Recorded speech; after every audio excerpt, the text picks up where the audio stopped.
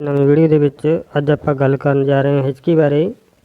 ਅਕਸਰ ਹੀ ਹਰ ਇੱਕ ਨੂੰ ਇਹ ਕਦੇ ਨਾ ਕਦੇ ਸਮੱਸਿਆ ਆਈ ਹੁੰਦੀ ਹੈ ਅਤੇ ਬੜਾ ਤੰਗ ਵੀ ਕਰਦੀ ਹੈ।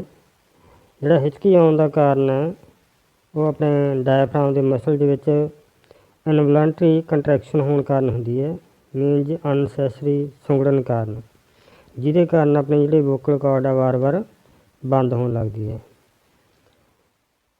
ਕਾਰਨ ਇਹਦੇ ਬਹੁਤ ਜ਼ਿਆਦਾ ਹਿਚਕੀ ਆਉਣ ਦੇ। ਕਾਹਲੀ ਖਾਣਾ ਖਾਣਾ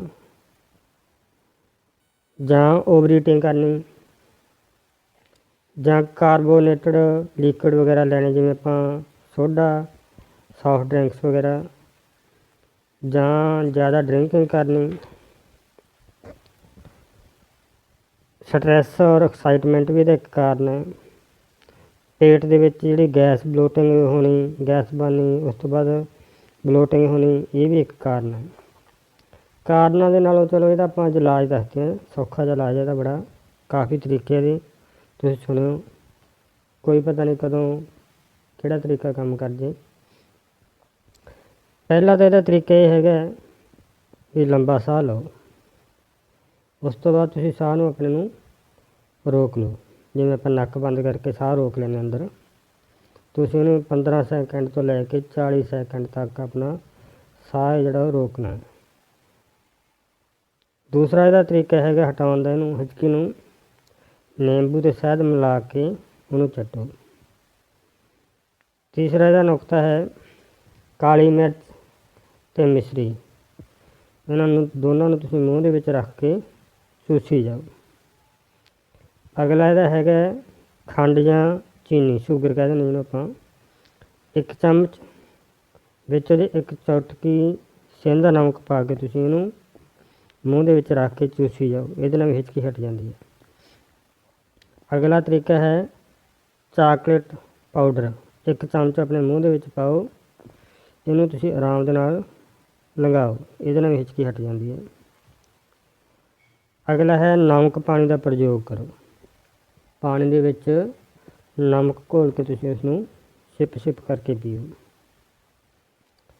ਉਸ ਤੋਂ ਅਗਲਾ ਤਰੀਕਾ ਹੈ 100 ਤੋਂ ਲੈ ਕੇ ਤੁਸੀਂ 1 ਵੱਲ ਗਿਣਤੀ, ਉਲਟੀ ਗਿਣਤੀ ਸ਼ੁਰੂ ਕਰ ਦੇਣੀ, 100, 99, 98, ਇਸ ਤਰ੍ਹਾਂ। ਜਾਂ ਤੁਸੀਂ ਇਹਦੀ ਥਾਂ ਅੱਗੇ ਟਮਾਟਰ ਧੋ ਕੇ ਕੱਟ ਕੇ ਉਹਨੂੰ ਦੰਦਾਂ ਦੇ ਵਿੱਚ ਰੱਖੋ। ਜੇ ਮਤਲਬ ਟਮਾਟਰ ਵੱਡਾ ਤਾਂ ਉਹਨੂੰ ਹਾਫ ਕਰਕੇ ਉਹਨੂੰ ਦੰਦਾਂ ਦੇ ਵਿੱਚ ਰੱਖੋ ਅਤੇ ਦੰਦਾਂ ਦੇ ਨਾਲ ਉਹਨੂੰ ਕੱਟ ਕੇ ਖਾਓ। ਇਹਦੇ ਨਾਲ ਵੀ ਹਿਚਕੀ ਹਟ ਜਾਂਦੀ ਹੈ।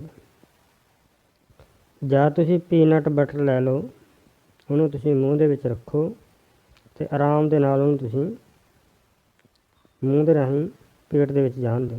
ਵਧਾ ਦਈਏ ਤਾਂ ਉਹ ਵੀ ਇਹਨੂੰ ਠੀਕ ਕਰਨ ਦੇ ਵਿੱਚ ਮਦਦ ਕਰਦੀ ਹੈ।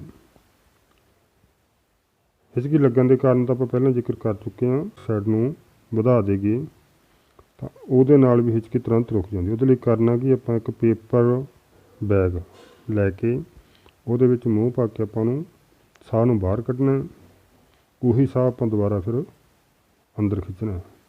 ਉਹਦੇ ਨਾਲ ਫੇਫੜਿਆਂ ਦੇ ਵਿੱਚ ਜਿਹੜੀ ਹੈਗੀ ਆ ਕਾਰਬਨ ਡਾਈਆਕਸਾਈਡ ਵੱਧ ਜਾਵੇਗੀ, ਜਿਹਦੇ ਨਾਲ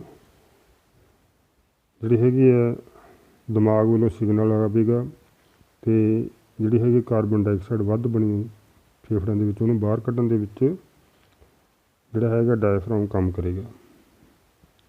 ਜਾਂ ਤੁਸੀਂ ਅੱਗੇ ਆਈਸ ਕੋਲਡ ਵਾਟਰ ਲੈ ਕੇ ਉਹਨੂੰ ਤੁਸੀਂ ਪੀਓ। ਜਾਂ ਇਹਨੂੰ ਰੋਕਣ ਦਾ ਤਰੀਕਾ ਹੈਗਾ 1 ਚਮਚ ਲੈਮਨ ਜੂਸ, ਜਾਂ ਤੁਸੀਂ 1 ਨਿੰਬੂ ਲੈਮਨ ਪੂਰਾ ਲੈ ਕੇ ਉਹਦਾ ਜੂਸ ਕੱਢ ਕੇ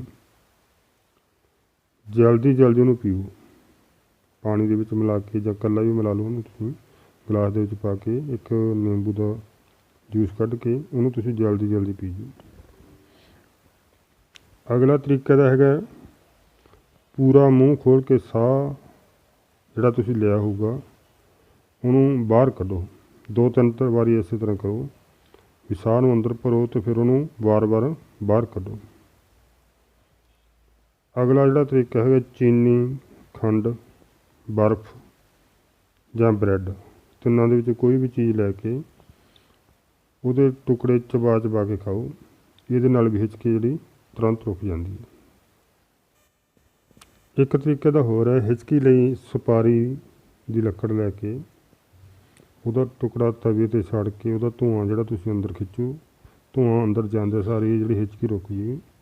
ਜਾਂ ਤੁਸੀਂ ਸੁਪਾਰੀ ਦਾ ਪਾਊਡਰ ਬਣਾ ਕੇ ਉਹਦਾ ਲੱਕੜ ਜੀ ਦਾ, ਅਤੇ ਉਹ ਸਿਗਰਟ ਦੇ ਵਿੱਚ ਭਰ ਕੇ, ਸਿਗਰਟ ਮੀਨਜ਼ ਇੱਕ ਕਾਗਜ਼ ਦੀ ਸਿਗਰਟ ਵਰਗਾ ਰੋਲ ਜਿਹਾ ਬਣਾ ਕੇ ਉਹਦੇ ਵਿੱਚ ਭਰ ਕੇ ਉਹਨੂੰ ਤੁਸੀਂ ਅੱਗ ਲਗਾ ਕੇ, ਜਿਵੇਂ ਸੂਟਾ ਲਾਉਂਦੇ ਹੁੰਦੇ ਆ ਸਿਗਰਟ ਦਾ, ਉਹਨੂੰ ਤੁਸੀਂ ਉਹਨੂੰ ਉਹਦਾ ਜਿਹੜਾ ਹੈਗਾ ਸਮੋਕ ਅੰਦਰ ਖਿੱਚੋ। ਇਹ ਤੁਰੰਤ ਹਿਚਕੀ ਨੂੰ ਖ਼ਤਮ ਕਰ ਦਿੰਦਾ। ਜਿਨ੍ਹਾਂ ਨੂੰ ਹਿਚਕੀ ਲੱਗਦੀ ਹੈ, ਜਿਵੇਂ ਕਹਿੰਦੇ ਜਿਸ ਤਨ ਲਾਗੇ ਸੋਈ ਜਾਣੇ, ਕੌਣ ਜਾਣੇ ਪੀੜ ਪਰਾਈ, ਵੀ ਹਿਚਕੀ ਇੱਕ ਇਹੋ ਜਿਹੀ ਚੀਜ਼ ਹੈ, ਕੋਈ ਬਿਮਾਰੀ ਤਾਂ ਹੈ ਨਹੀਂ ਵੱਡੀ, ਪਰ ਇਹ ਜਦੋਂ ਲੱਗ ਜਾਂਦੀ ਜਿਹੜੇ ਨੂੰ ਉਹਨੂੰ ਤੰਗ ਬਹੁਤ ਪਰੇਸ਼ਾਨ ਬਹੁਤ ਕਰਦੀ ਹੈ। ਇਹਦਾ ਸਲਿਊਸ਼ਨ ਹੈ, ਇਹਦੇ ਵਿੱਚ ਦੋ ਇਹਦੇ ਵਿੱਚ ਮੇਨ ਹੈਗਾ। ਇੱਕ ਤਾਂ ਤੁਸੀਂ ਸਾਹ ਭਰ ਕੇ ਸਾਹ ਨੂੰ ਹੋਲਡ ਕਰੋ, ਹੋਲਡ ਯੂਅਰ ਬਰੀਥ, ਨੱਕ ਨੂੰ ਬੰਦ ਕਰਕੇ ਅੰਗੂਠੇ ਦੀ ਉਂਗਲ ਦੀ ਮਦਦ ਨਾਲ। ਇਹ ਬੜਾ ਕਾਰਗਰ ਹੈ। ਜੇ ਇਹ ਕੰਮ ਨਹੀਂ ਕਰਦਾ ਤਾਂ ਫਿਰ ਤੁਸੀਂ ਆਹ ਜਿਹੜੀ ਹੈਗੀ ਚੀਨੀ 1 ਚਮਚ ਜਿਹੜੀ ਖੰਡ ਆ ਉਹਨੂੰ ਮੂੰਹ ਦੇ ਵਿੱਚ ਪਾ ਕੇ ਹੌਲੀ ਹੌਲੀ, ਮਤਲਬ ਉਹਦਾ ਜਿਹੜਾ ਹੈਗਾ ਲਿਕੁਇਡ ਹੋ ਕੇ ਆਪਣੇ ਆਪ ਹੀ ਅੰਦਰ ਜਾਣ ਦਿਓ। ਇਹ ਵੀ ਬੜਾ ਕਾਰਗਰ ਹੈ। ਜਾਂ ਤੁਸੀਂ ਬਰਫ਼ ਦਾ ਟੁਕੜਾ ਮੂੰਹ ਦੇ ਵਿੱਚ ਰੱਖ ਕੇ ਉਹਨੂੰ ਚਬਾਈ ਜਾਓ, ਇਹ ਵੀ ਬੜਾ ਵਧੀਆ ਰਿਜ਼ਲਟ ਦਿੰਦਾ। ਵੀਡੀਓ ਨੂੰ ਐਂਡ ਤੱਕ ਦੇਖਣ ਦੇ ਲਈ ਸਾਰਿਆਂ ਦਾ ਧੰਨਵਾਦ। ਵੀਡੀਓ ਚੰਗੀ ਲੱਗੀ ਹੈ ਸ਼ੇਅਰ ਕਰ ਦਿਓ, ਕਮੈਂਟ ਕਰ ਦਿਓ, ਲਾਈਕ ਕਰੋ। Thank you.